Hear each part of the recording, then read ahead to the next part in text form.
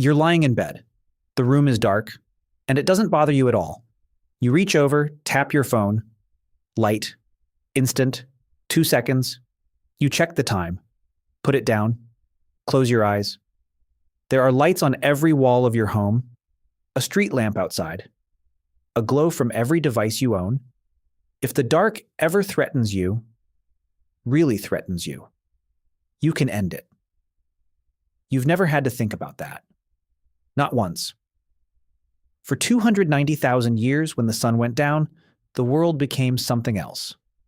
Something that could kill you. And humans had to survive it, from scratch, every single night. So how did they do it? Not just physically. What did darkness actually do to the human mind? And why does the answer change everything you think you know about being human? Here's the problem. Every major predator hunting at night could see better than you, move faster, hear more, smell further. Cave lions, 25% larger than any lion alive today, hunted almost exclusively at night. And that was just one of them. By every biological measure, night should have been the thing that finished us. We were the worst equipped large animal on Earth, trying to sleep through 8 hours of perfect hunting conditions for everything that wanted to eat us. But we didn't just survive. We used the dark to become something no predator could have predicted. The first answer is obvious. Fire. But here's what most people get wrong about it. Fire wasn't just warmth, it was a line drawn in the dark. Everything inside that circle of light was human territory.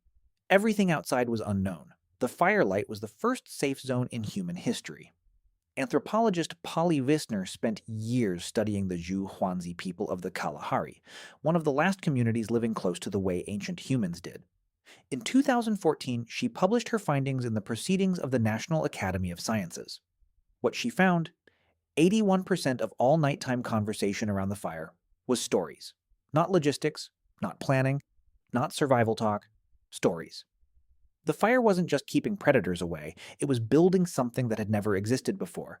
Shared memory, shared meaning, the first version of culture, the nightlight in a child's bedroom, same instinct, same orange glow, same function. 400,000 years later, we still can't sleep without a fire somewhere in the room. But fire has a problem. You have to keep it alive. And you can't do that alone. No one could survive the night alone. Not just because of predators, because a fire left unattended dies. The group solved both problems simultaneously. In 2015, sleep researcher Jerome Siegel published a study in Current Biology. He tracked sleep patterns in 3 traditional societies still living without artificial light. The Hadza in Tanzania, the San in southern Africa, the Tsimane in Bolivia. What he found? Group members naturally staggered their deep sleep. At any given point through the night, at least 1 or 2 people were in lighter, more alert states. Nobody organized this. No one made a schedule. The group's nervous systems had become a single distributed alarm. Biology did what planning couldn't. But here's where it gets strange. The dark didn't just change what humans did at night, it changed what happened inside their brains, and that changed everything else. Without artificial light, something strange happened to the human sleep cycle. Something that disappeared so completely when we invented the light bulb that most people have never heard of it. Historian A. Roger Ekirch spent years researching what he calls segmented sleep. He found over 500 references to it in documents, diaries, and medical texts across dozens of cultures. The same pattern everywhere. A first sleep of roughly 4 hours, then a natural waking.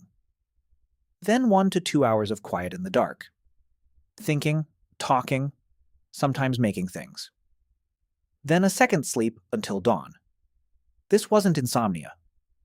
This was just night, and that quiet window. Sitting in the dark, brain half awake, fire burning low, may have been the most cognitively important time in the ancient human day. Because that is when the stories happened. Not around the bright fire. In the space between sleeps. In the dark. Quietly. With the people closest to you. When you wake at 3 a.m. and can't sleep, that's not a disorder. It may be 300,000 years of biology reminding you that this time was supposed to mean something. And then something happened that nobody expected. Humans didn't just learn to tolerate the dark. At some point, they started walking into it deliberately. At some point, humans stopped fearing the dark and started using it. They walked deeper into it, deliberately, into places no natural light had ever reached, and they left things behind.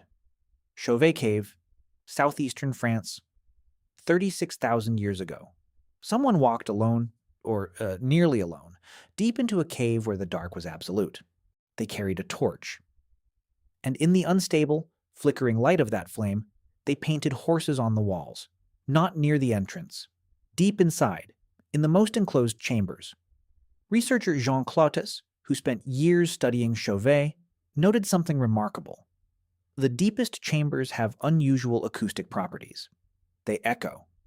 The darkest, most enclosed spaces were chosen deliberately.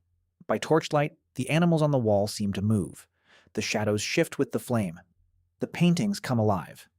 The darkness wasn't a limitation they worked around. It was the point.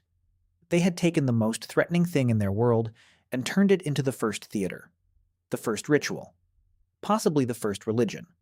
Here's what nobody tells you. Fire didn't just keep humans warm, it created the first safe place for a group to gather, every single night. The group didn't just keep humans alive, it created the first distributed intelligence, nervous systems working together, before we had words for it.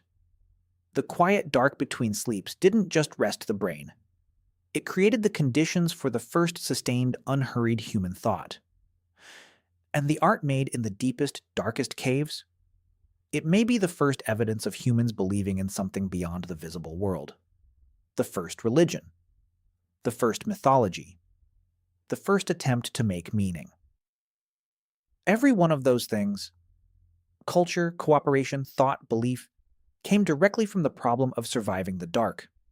The darkness that was supposed to end us is the reason we exist the way we do. It forced us together. It made us talk. It made us think. It made us human. You're still lying in bed. The dark is still there. Your phone still glows. Every night, in every bedroom, in every city on Earth, humans are doing what humans have always done in the dark, reaching for light, reaching for each other, telling stories. You just don't need to do it to survive anymore. The dark was supposed to kill us. Instead, it gave us fire, stories, art, and each other. Everything that makes us human came from the one place we were most afraid to be.